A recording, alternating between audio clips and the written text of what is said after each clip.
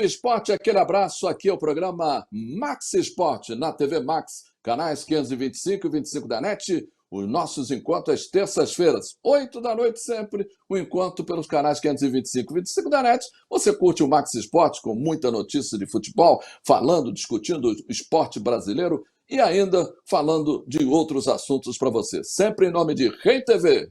Comprar para quê? Aluga é muito melhor. Daqui a pouquinho nós vamos ter aí Octávio Bocão, Valdir Luiz, Cláudio Afonso para discutir e falar de esporte. Mas antes a gente começa esse programa Max Esporte, sabe com quem? Com Paulinho Bizarro. Alô Bizarro e o E-Games.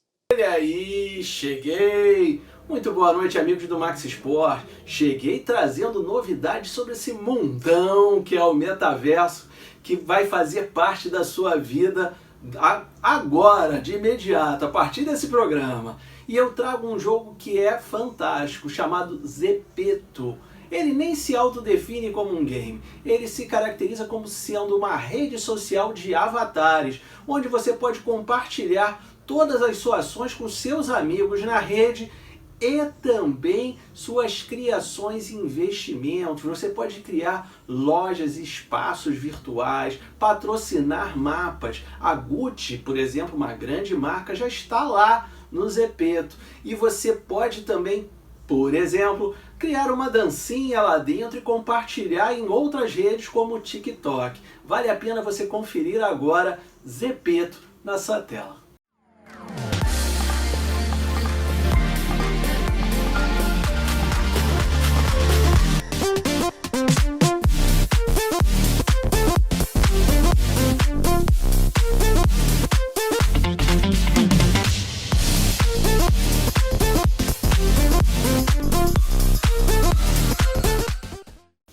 Outra plataforma que é imperdível no metaverso, a gente já falou dela aqui algumas vezes, é o Sandbox, onde você pode compartilhar NFTs, por exemplo, com o Snoop Dogg, criar um novo tipo de business e novos espaços nesse grande mundo, nessa plataforma espetacular. Dá uma conferida em Sandbox.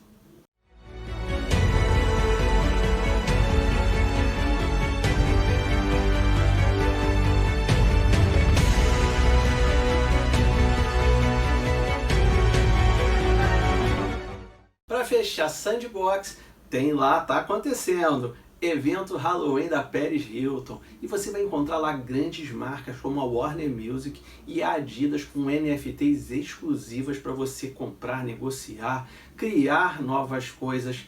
Vale a pena você conferir Sandbox.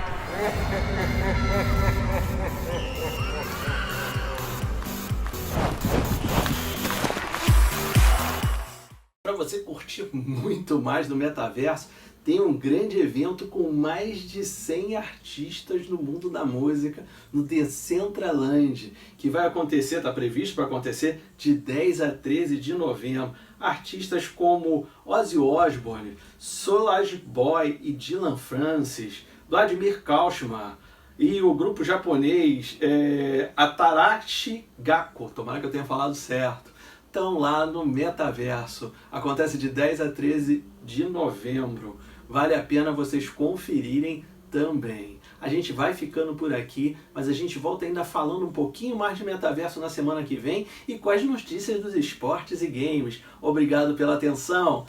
Tchau! Valeu então, Paulinho Bizarro, participando conosco aqui no programa Max Esporte. Agora é a hora da gente falar do fisiculturismo com Raul Marques. É com você, Raul, fale aí. E aí, galera da Max Esportes, vou falar pra vocês, eu estava ansioso por esse programa. Olha, mas ela e amigos do Max Esportes, já vou avisando, hoje está pesadíssimo o programa. Eu vou falar pra vocês sobre as grandes lendas do Mr. Olympia, o maior campeonato de fisiculturismo do mundo. Com 56 edições do Mr. Olympia, temos apenas 19 campeões. E uma curiosidade, o maior campeão não é o Arnold Schwarzenegger. Confira agora comigo quem são esses monstros que alcançaram um lugar que é para poucos, na principal categoria que é a bodybuilder. Em quinto lugar, Dorian Yates.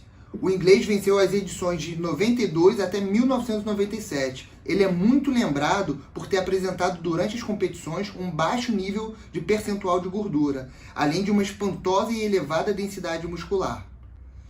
Em seguida, na quarta colocação, temos Phil Heath. Com 42 anos, Phil foi campeão de 2011 a 2017. Esse último título o igualou ao nada mais nada menos que o Arnold, com 7 títulos cada um. Empatados com 8 títulos, os maiores campeões são Lee Haney e Ronnie Coleman. Lee Haney é um dos maiores nomes da história do fisiculturismo e é conhecido por ser o primeiro atleta a ganhar 8 vezes o Mr. Olympia. Lee é um cristão dedicado e hoje ele tem um programa na Trinity Broadcasting Network, chamado Totally Fit with Lee Haney, onde ele fala da importância do físico e do crescimento espiritual. E Ronnie Coleman igualou o recorde de Lee, vencendo as edições de 1998 até 2005. Coleman é o fisiculturista com mais conquistas, são 26 títulos no total, um verdadeiro monstro. Formado em contabilidade, acabou virando policial após a faculdade. Coleman abriu uma academia com outro colega policial, onde se preparava para as competições. E depois do Arnold, é o fisiculturista mais conhecido. E falando nele, não me esqueci não, só deixei o melhor para o final. Arnold Schwarzenegger está na terceira posição com 7 títulos no Mr. Olympia. Apaixonado por artes marciais e esportes radicais, Schwarzenegger começou a treinar com 15 anos de idade, visando apenas uma definição muscular para ser modelo fotográfico. E quando conheceu o fisiculturismo, no final de sua adolescência, acabou desistindo da carreira de modelo e começou a dedicar ao esporte. Em 2004 e 2007 foi nomeado como uma das 100 pessoas que ajudaram a moldar o mundo pela revista Time dos Estados Unidos. Arnold não é apenas um dos maiores vencedores do Mr. Olympia, ele é uma lenda viva do fisiculturismo, um ícone cinematográfico, um exemplo de atleta e ídolo de várias gerações. E uma curiosidade legal do Arnold é que seu primeiro título em 65 do Mr. Júnior Europa, ele estava servindo ao exército e para competir ele teve que fugir do quartel. E mesmo campeão, isso é claro, não ficaria impune e acabou tendo que comemorar o título preso no quartel. Se aposentou em 1980 para se dedicar ao cinema, onde foi um campeão também.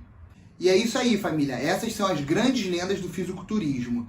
E queria frisar que a musculação, seu exercício cardiovascular, que é a tua caminhada, a tua corrida, são essenciais para uma boa qualidade de vida. Então, façam atividade física e até semana que vem. Valeu, Raul Marques, participando conosco da Fisiculturismo, conversando e boas notícias pra gente, né? E a gente está nesse programa Max Esporte, e você já sabe, falando também de Copa do Mundo. A Copa do Mundo está pertinho, vai chegar aí a nossa Copa do Mundo 2022 no Catar. Mas quem ouviu e quem viu muita coisa de Copa do Mundo é o nosso Mário Silva. E a gente conversa com o nosso Mário Silva falando da Copa do Mundo de 1962. É por aí, meu querido Mário Silva. Alô, amigos. Chegando com as Copas que eu ouvi nesse Max Sport. Copa do Mundo do Chile, 1962. O Brasil partia para tentar o bicampeonato. Estreou vencendo o México por 2-0, gols de Zagallo e Pelé. No segundo jogo, enfrentou a Tchecoslováquia, empate de 0-0. Mas o mais grave de tudo é que nesse jogo o Pelé se machucou e sentiu uma contusão que o tirou da Copa do Mundo. Entra em seu lugar Amarildo, como era chamado no tempo do Botafogo, o feitiço da Vila, porque era de Vila Isabel, o rei do pênalti, raramente perdia um pênalti. E depois da Copa, apelidado por Nelson Rodrigues como o Possesso, mais precisamente após o próximo jogo do Brasil, que será com a Espanha, um jogo extremamente difícil. E o Brasil venceu por 2-1. Isso vai ficar para daqui a pouco. É uma história emocionante e cheia de coisas interessantes. Teve festa no Brasil em todos os jogos. México, Tchecoslováquia e principalmente na Espanha. Daqui a pouco eu volto, hein? Para falar do jogo contra a Espanha e dos outros jogos. Até já, hein? Até já, meu querido Mário Silva. Ele ouviu e viu várias coisas de Copa do Mundo e conversa com a gente. Já já ele volta para falar ainda dessa Copa do Mundo de 1962. Meu querido Matheus, vou fazer o seguinte, vou chamar o outro patrocinador, o Bye Bye Lixo. Você já sabe, o lixo da dona de casa brasileira. Saco de lixo não pode ser o lixo, tem que ser Bye Bye Lixo, Bye Bye Lixo. Estica, mas não rasga, não fura, não vaza, nem deixa um caminho de lixo pela casa. Bye Bye Lixo, garante economia pra dona de casa. Bye Bye Lixo, Bye Bye Lixo. O melhor para o lixo. byebyelixo.com. Valeu então, Bye Bye Lixo e Rede TV, aqui no Max Esporte, o programa da TV Max, canal 525 da NET, e você agora vai ter a companhia dos nossos participantes hoje desse programa Max Esporte. Vamos lá, Matheus, coloca a galera aí. Tá aí então a nossa galera para participar com a gente. E eu começo logo a tal Octávio Bocão, Valdir Luiz e Cláudio Afonso, os três que vão bater um papo com você aqui no programa Max Esporte. Começo com o Octávio Bocão e o seu boa noite, Bocão. Muito boa noite, Borges. Boa noite, meus grandes amigos, né? Valdir Luiz, também Cláudio Afonso. Sempre um prazer estar com vocês. O meu destaque é a nova demissão do Lisca, né? Impressionante como Honda, e já foi demitido do Avaí. Impressionante, gente. Aí fica difícil, hein, Lisca? Seu Lisca, abre o olho. Valdir Luiz, boa noite para você, meu querido Valdir Luiz. Boa noite, um abraço para você, Borges, para o Otávio Bocão, amigo grande alvinegro, Cláudio Afonso também, outro grande amigo, outro grande profissional. O meu destaque é a arbitragem. O senhor Abate Abel enfeiou o jogo de domingo. Ele marcou o pênalti, só ele viu e mudou todo o panorama do jogo. E cadê o VAR, que foi omisso? E outra coisa, o senhor Daronco tem que ser afastado. O que ele fez com os jogadores do Avaí, ele não pode fazer. Ele não tem direito de dizer que o jogador não joga nada, que o time vai cair, que o time é ruim. Tem que ser afastado, porque eles são covardes. Eles prejudicam as equipes, ainda prejudicam na canetada. Covardes, a grande maioria dos árbitros de futebol. E o outro que participa com a gente é ele, Cláudio Afonso, com um sorriso aí. Vamos lá, Claudinho.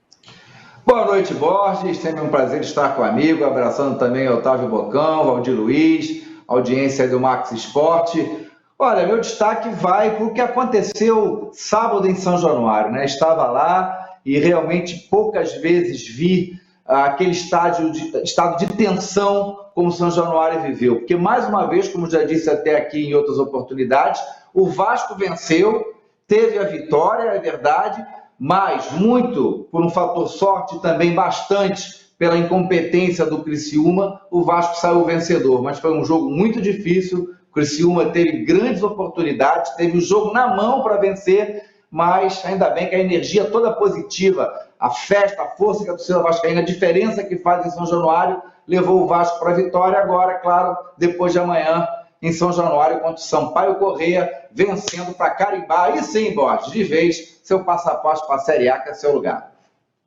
Valeu, a apresentação da galera aqui. É hora de a gente dar uma paradinha no programa Max Esporte na TV Max, canais 525 e 25 da NET, e voltar para falar como é que o Botafogo tem os seus compromissos, o que ele tem que fazer para chegar na Libertadores. O Fluminense está caindo ou não está caindo? O Vasco passa ou não passa para a Série A já na quinta-feira? E outros assuntos. E a final da Libertadores da América a gente vai deixar para o último bloco, tá certo? Programa Max Esporte. O Rio corre para Max.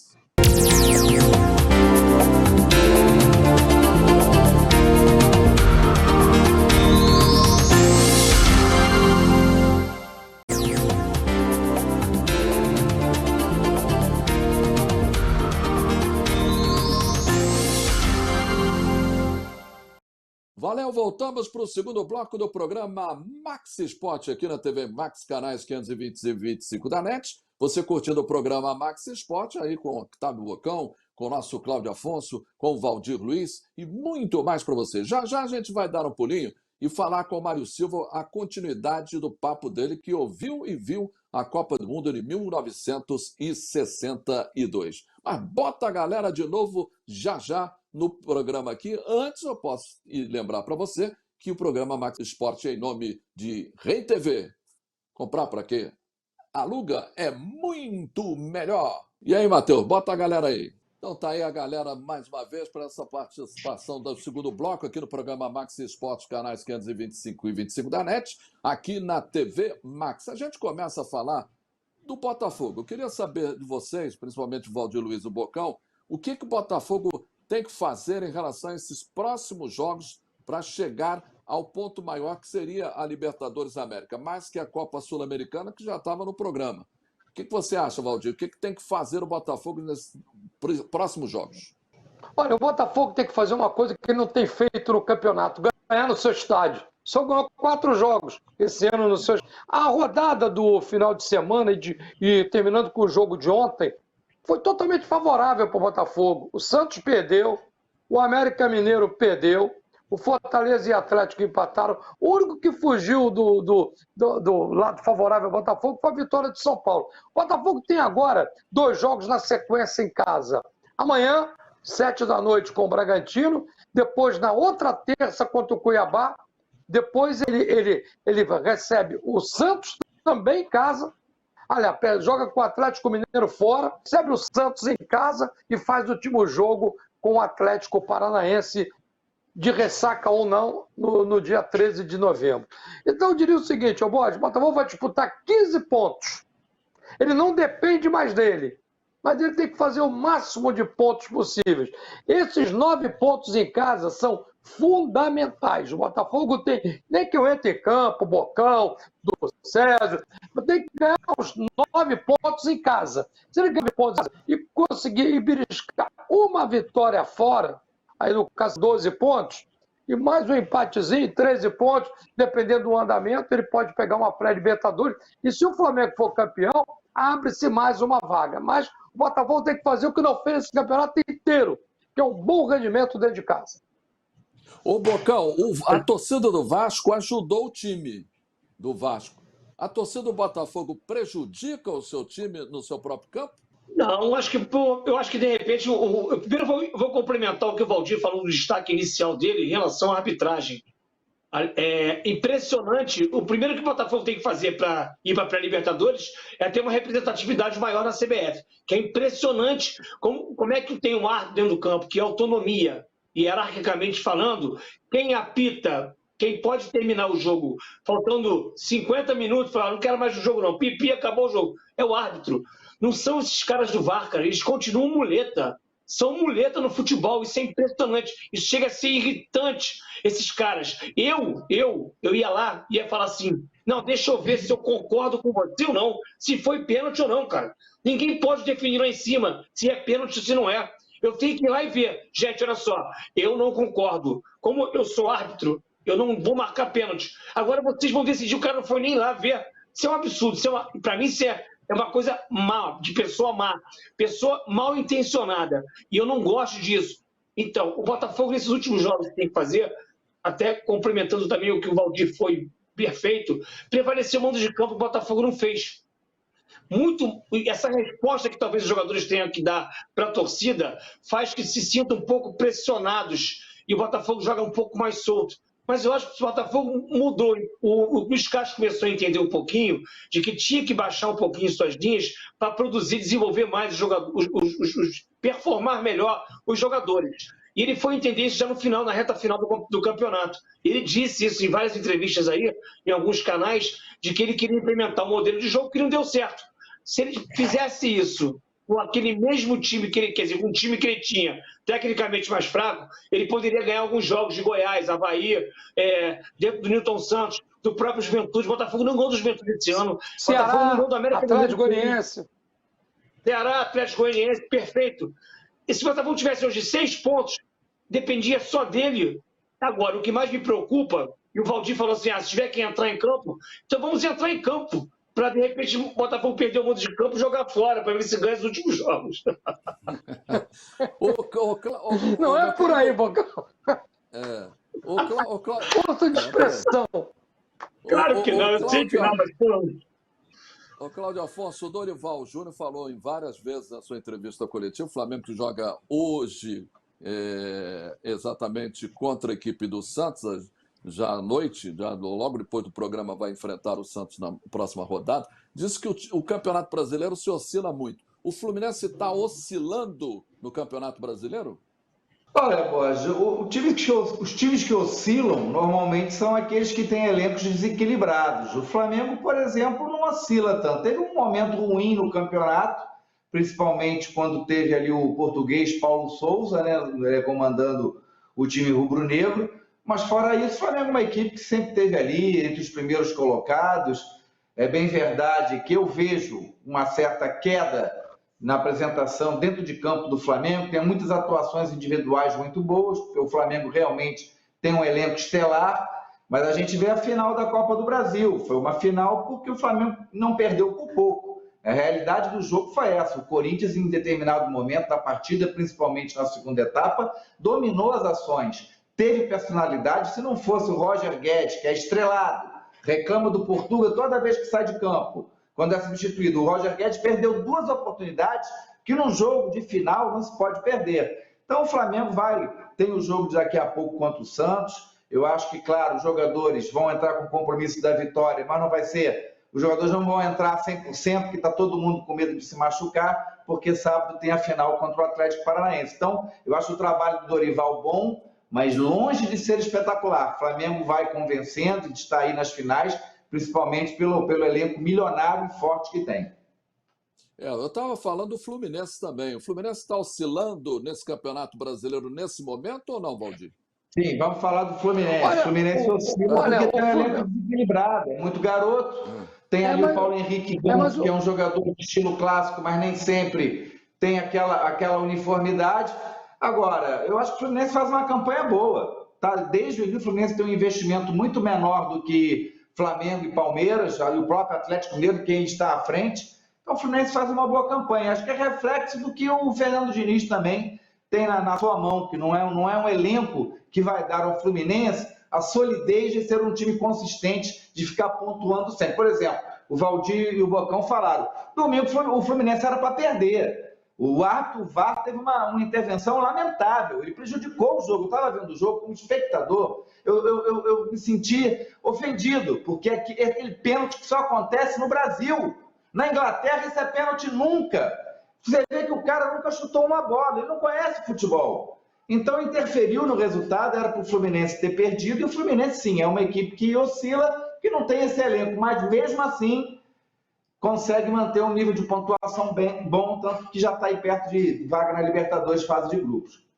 Eu acho que o Fluminense tem até um bom elenco. Respeito a opinião do Cláudio Afonso, mas eu acho que tem até um bom elenco, tem uma galera boa, tem o William no banco, tem o Marrone, ele está em definição na lateral esquerda, domingo jogou o Calegari, já testou o Caio Paulista, entra o Cristiano, que agora voltou a ser Cristiano, era Cris Silva, tem o Pineda, que não acertou, tem zagueiros, bons zagueiros, tanto é, mas agora o Fernando Diniz opta em botar o André como zagueiro, fez isso no jogo contra o Botafogo, que ele tem uma boa saída de bola. O Fluminense, na minha opinião, ele vai pegar uma pré-Libertadores, porque o Corinthians está na frente, o Corinthians tem um jogo a menos, vai jogar sábado, 7h30 da noite, aquele jogo que foi adiado contra o Goiás, vai com o time titular. O jogo de amanhã é decisivo, se o Corinthians vencer, vai deixar o Fluminense praticamente na pré-Libertadores, o Fluminense vai ficar numa situação difícil de pegar uma fase de grupo, mas eu analiso a campanha do Fluminense muito boa.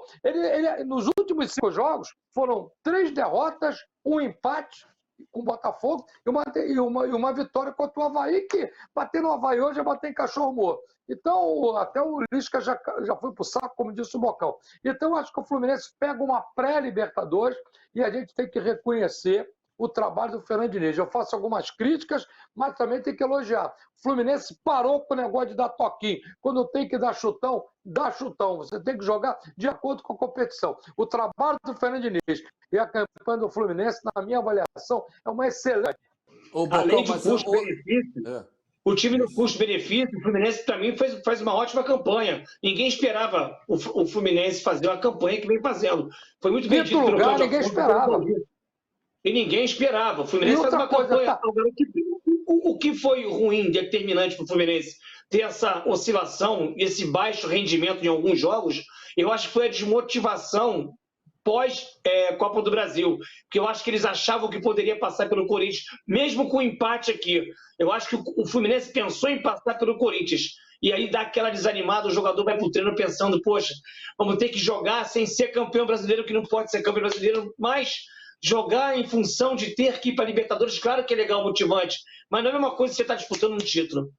Valeu, então. E o Fluminense já anunciou a venda, só para fechar o bote. O Fluminense está vendendo o Matheus Martins, que entrou domingo muito bem, para o Udinese. Mas o Fluminense é um negócio interessante. Ele vende um, daqui a pouco aparece outro menino bom e entra no time e acerta. 46 milhões de reais. Que beleza, que dinheiro. Olha aqui, vou fazer o seguinte, vou chamar o Mário Silva, que ouviu e viu Copas do Mundo e vai complementar. E a história é boa, hein? 1962. Solta aí, meu querido Mário Silva. E aí, gente, de volta com as Copas que eu ouvi. Brasil e Espanha foi um jogo dramático. Eu ouvi na voz de Oduvaldo Coser, que falava, patinou, perdeu. Era um grande locutor, um grande mestre de cerimônia. O Brasil saiu perdendo por 1-0. Quase que entorna o caldo. Newton Santos faz um pênalti e malandramente dá um passo para a frente. O juiz foi na conversa e marcou a falta fora da área. E quando já se esperava o pior, Amarildo, o possesso, o feitiço da Vila, virava o jogo. Fez 2 gols, sendo um deles incrível, sem ângulo, e levou o Brasil à frente naquela Copa do Mundo. Mas outro personagem iria aparecer com mais força ainda. Já tinha aparecido contra a Espanha, mas estoura a boca do balão contra a Inglaterra. Fez de tudo, gol de falta, gol de cabeça, e enlouqueceu os ingleses.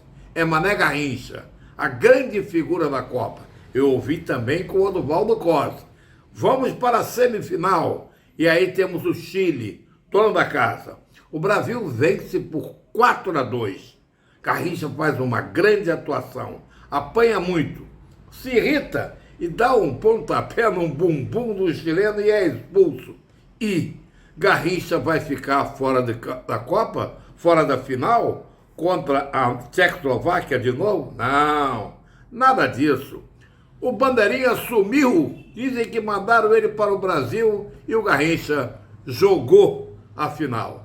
Anularam a expulsão, aquele tipo de armação.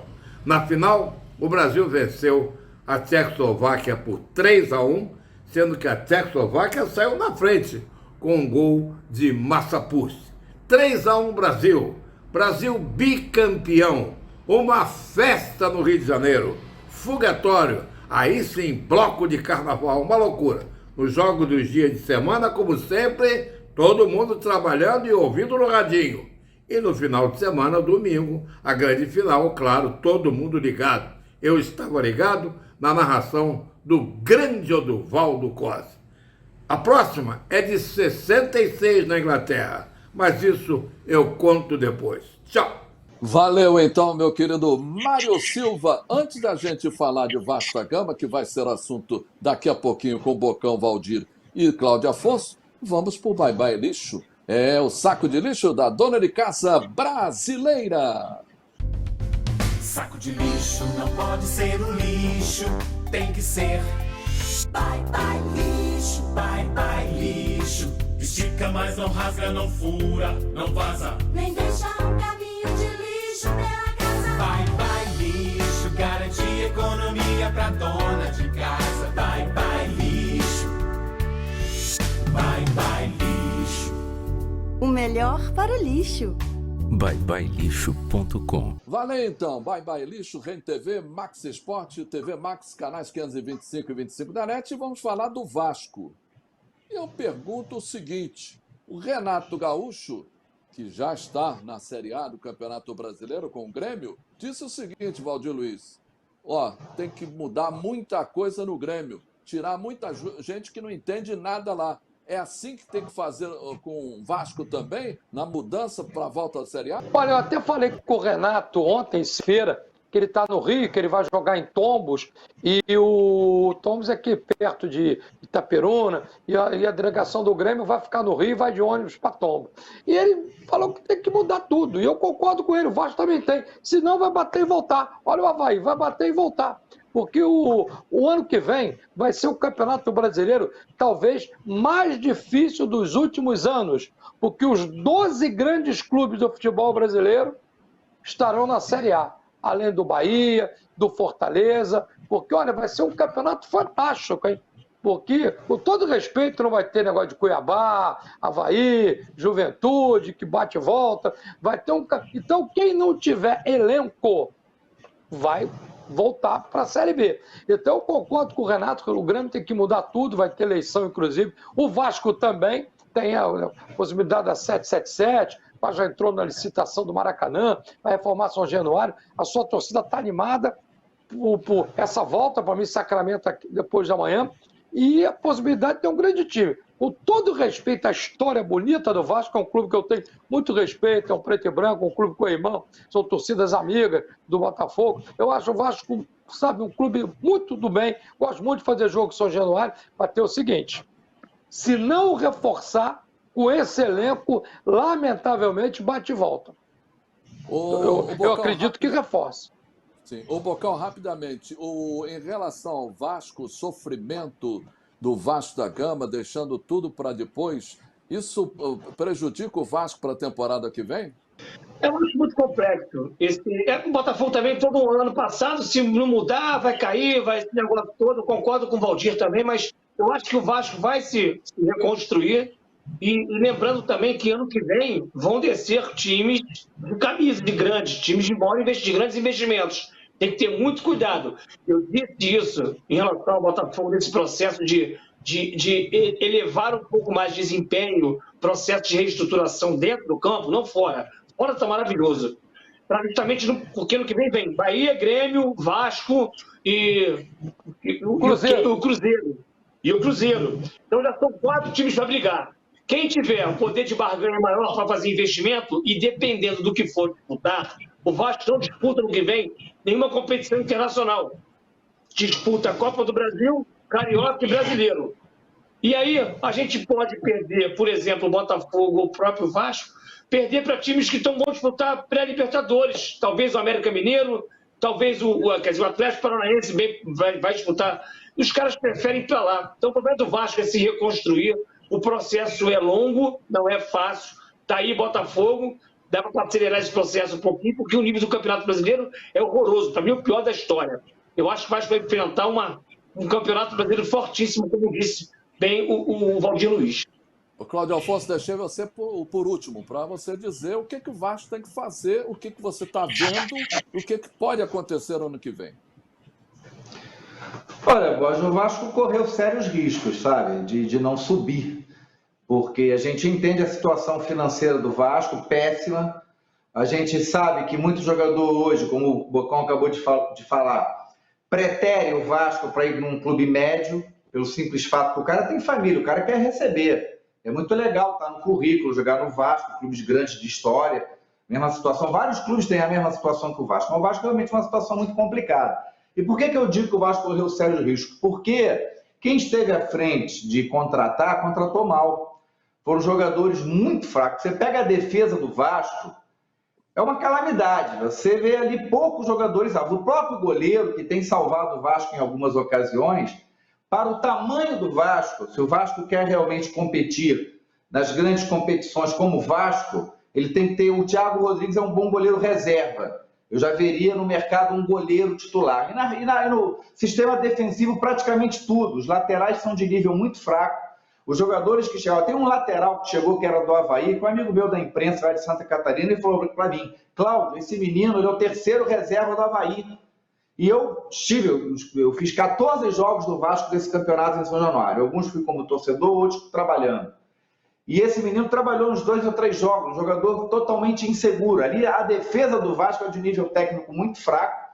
E, claro, tem que fazer uma reformulação total. A sorte do Vasco foi essa base, a garotada que deu um gás e ali com o Nenê, que apesar de veterano ainda joga muito, essa é a verdade.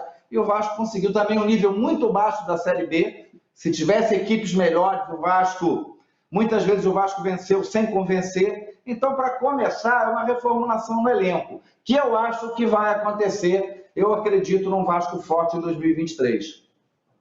E essa garotada que o Vasco produziu, Borges, desculpa rapidinho, que o Vasco produziu, chama-se Marcelo Cabo e Zé Ricardo, hein? Esses dois deram essa sustentabilidade no time, subindo essa garotada.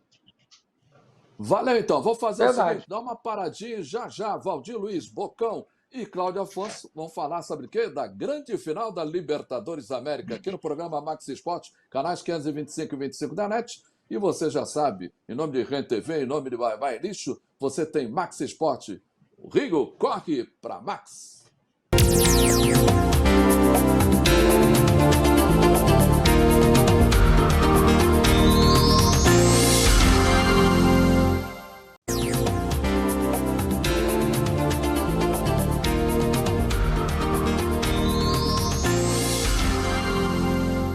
Valeu! Voltamos para o último bloco do programa Max Esporte aqui na TV Max, canais 525 e 25 da NET. Você curtindo esse programa e agora, daqui a pouquinho, a discussão vai ser a finalíssima da Libertadores América em Guayaquil, lá no Equador, entre Flamengo e Atlético Paranaense. O rubro-negro será campeão, ou carioca ou curitibano, tá certo então? Você já sabe, em nome de Rede TV, programa Max Esporte, Rede TV, você, compra não, aluga, é muito melhor.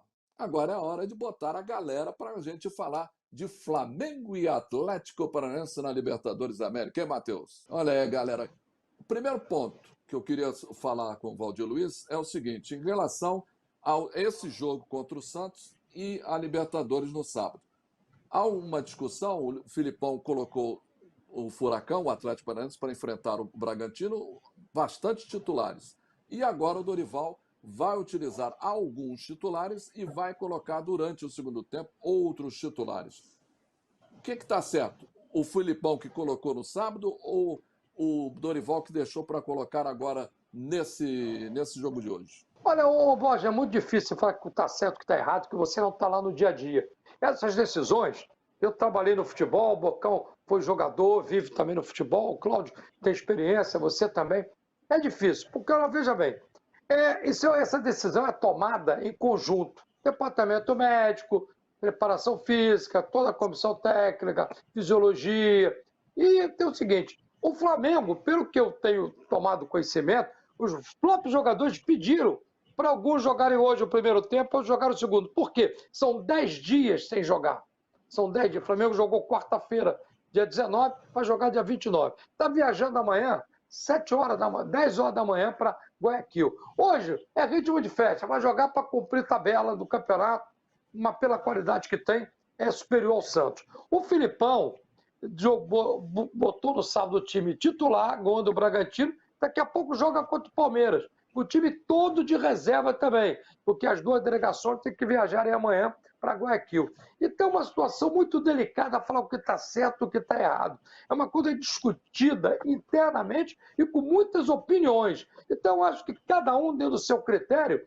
Você vê, o Filipão botou o time sábado para dar uma semana. Se o Flamengo deixar esse time titular de novo fora, vai dar 10 dias. E os próprios jogadores pediram para jogar 45 minutos, 50 minutos, para estar em ritmo de jogo. Porque lá em Guayaquil não vai treinar, vai fazer só um trabalhinho tático, trabalhinho técnico, mas não é treinamento pesado. Então, eu acho que dentro do tudo que foi planejado, eu acho que os dois treinadores, não é ficar em cima do muro não, os dois estão corretos nas avaliações. Bocão, você como ex-jogador, o que você fala? Jogaria, pediria para jogar ou não?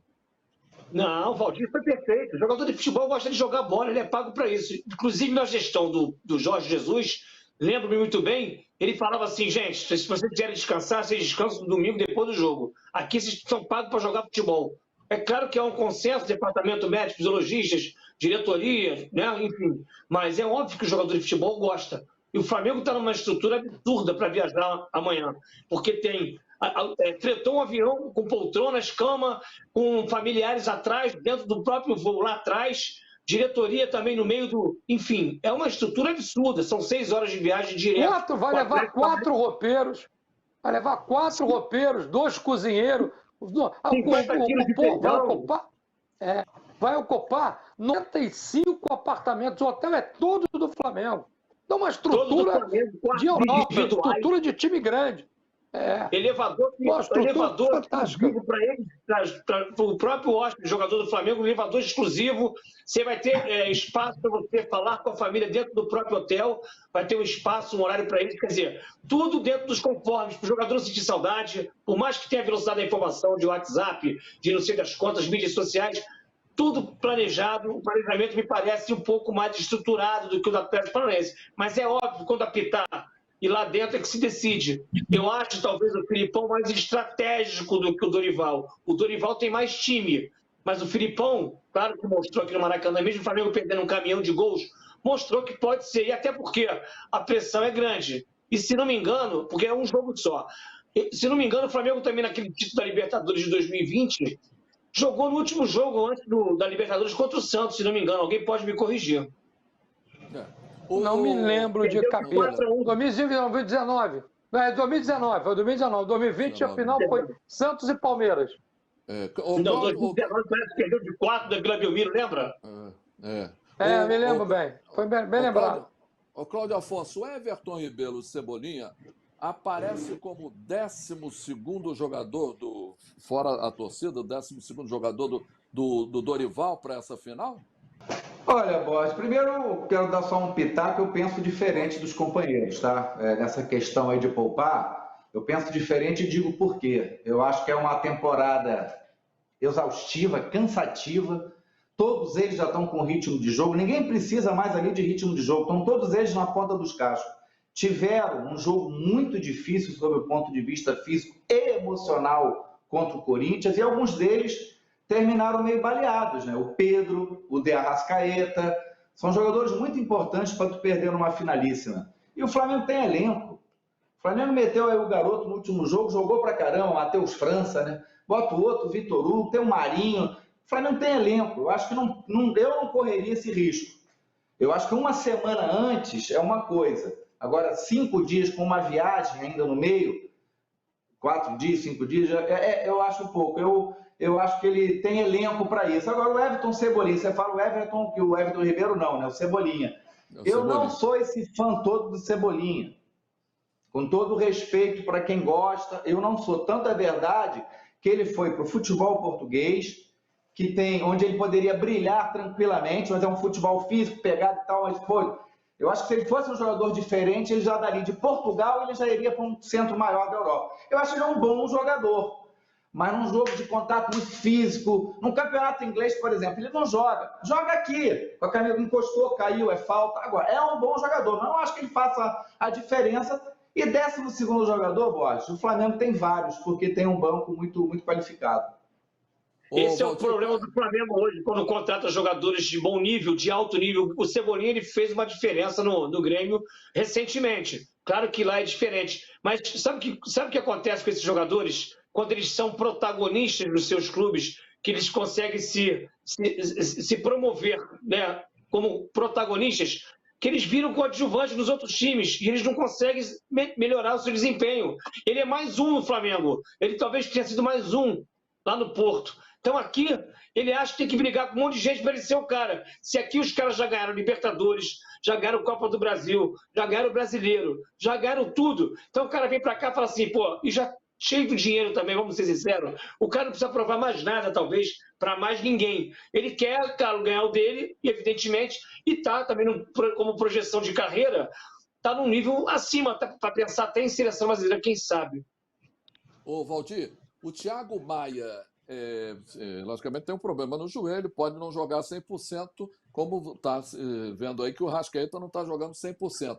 O Thiago Maia faz falta ao meio de campo do Flamengo ou o Vidal? Vidal ou o Thiago Maia fazem falta? Qual dos dois? Não, eu acho que hoje o Thiago Maia faz muito mais falta que o Vidal. O Thiago Maia é um jogador que eu gosto muito. Quem viu o Thiago Maia jogar no Santos, nas Olimpíadas de 2016, é um meio-campista que marca bem, canhoto. Eu gosto de meio-campista canhoto, tem um bom passe, se apresenta para finalizar. O Vidal é um jogador que ele não tem mais aquela condição física. Eu não questiono a qualidade do Vidal, mas é um jogador que o Flamengo perde com ele a pegada, ganha em qualidade. Um jogador para ser utilizado no segundo tempo, na minha modesta opinião. Eu acho que o Thiago Maia hoje é muito mais importante com o Vidal. E acrescentando o que o meu amigo Bocão falou, daria um dado importante. O Luan foi considerado o melhor jogador da Libertadores quando o Grêmio ganhou. O maior jogador de futebol sul-americano. O Luan ficou 2 anos na reserva no Corinthians, agora foi pro Santos, já se machucou, não consegue jogar.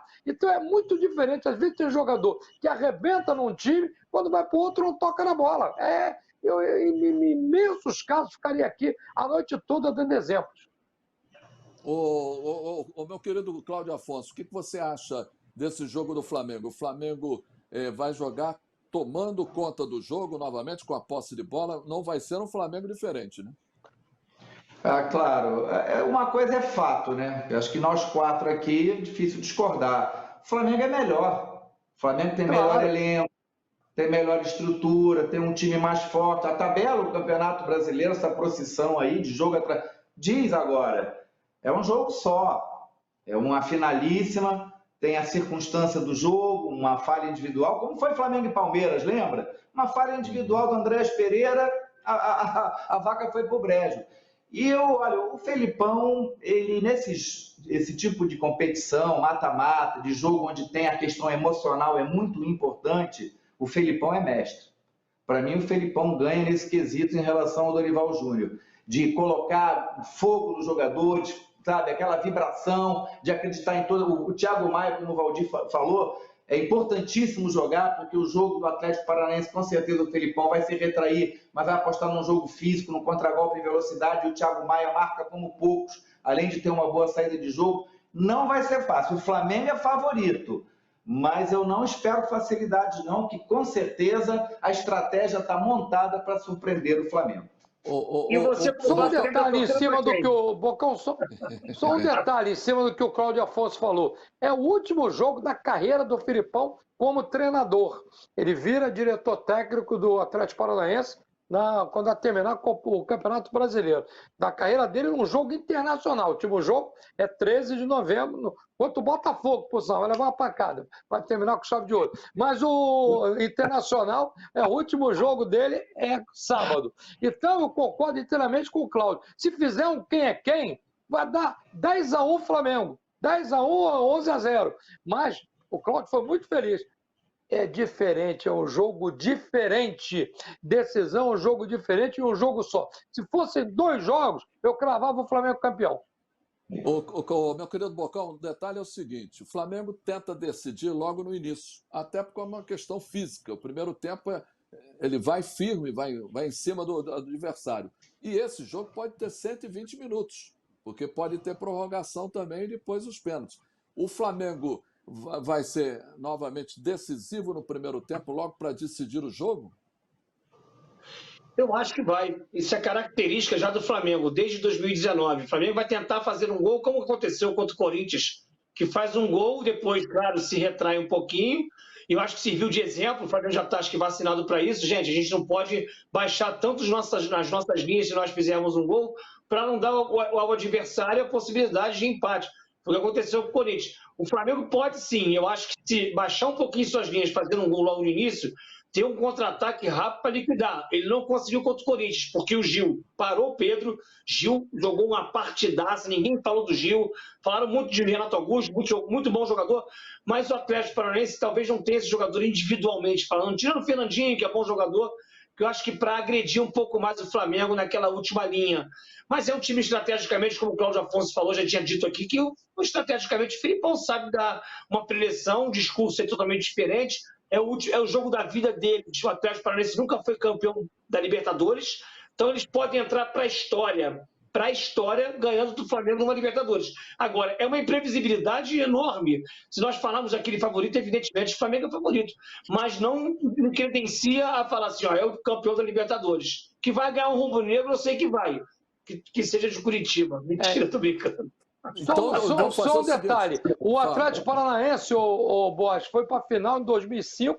Antônio Lopes era o treinador, perdeu para o São Paulo e o São Paulo foi vice-campeão, foi campeão, o Atlético vice, bem lembrado pelo Bocão. Olha, vai ser um jogo pau com formiga, hein? Vai ser encardido. Mas peraí, daqui a pouco vocês vão dar o palpite. Eu acho que serão palpites rubro-negros, com certeza. Vou fazer o seguinte: bye lixo, saco de lixo da dona de casa. Tá sempre com a gente aqui no Max Esporte. Saco de lixo não pode ser um lixo, tem que ser. Bye lixo, bye lixo. Estica, mas não rasga, não fura, não vaza. Nem deixa um caminho de lixo pela casa. Bye lixo, garante economia pra dona de casa. Bye lixo, bye lixo. O melhor para o lixo. byebyelixo.com. E agora, hein? E agora? Cláudio Afonso, Flamengo e Atlético Paranaense. Como é que vai ser esse jogo na final de sábado? Diga aí. Eu vou te dizer, Bote, não vai ser com coração, hein? Vai ser do que eu falei ainda há pouco aqui, que o Flamengo é melhor. Eu penso que se o Flamengo conseguir abrir uma vantagem de 2-0, vai ser difícil o Atlético reverter. Mas eu penso que a estratégia então não vai ter Atlético prorrogação. Vai ter prorrogação, vai ser 1-1 e nos pênaltis eu acho que vai dar Atlético, Bote. Ah, meu Deus do céu. Cláudio Afonso falou que vai dar Atlético Paranaense. Você, Bocão, você que é mais consciente. Eu, como torcedor, 2-0 Atlético Paranaense. Como jornalista, 2-2 e vai para os pênaltis. Aí o goleirão lá do Atlético Paranaense vai se consagrar. E a gente vai fazer carreata aqui no Rio. Você, Valdir, Olha só, primeiramente você, com eu acho... certeza, como jornalista, vai falar Flamengo. Não, claro. Olha, eu acho, acima de tudo, eu acho um crime prorrogação. É um crime prorrogação. Acho um crime. Eu acho o seguinte, como jornalista, o Flamengo vence por 2-1. Como torcedor, 1-0 Atlético Paranaense. Valeu, então, olha aqui. Final do programa do Max Esporte. Vamos ver o que vai acontecer no sábado, mas tem muita coisa para acontecer ainda no meio de semana no futebol brasileiro, tá certo? Max Esporte na TV Max, canal 525 e 25 da NET. Você curtiu aqui e terça-feira que vem tem mais 8 da noite o nosso encontro marcado. Um abraço, tchau!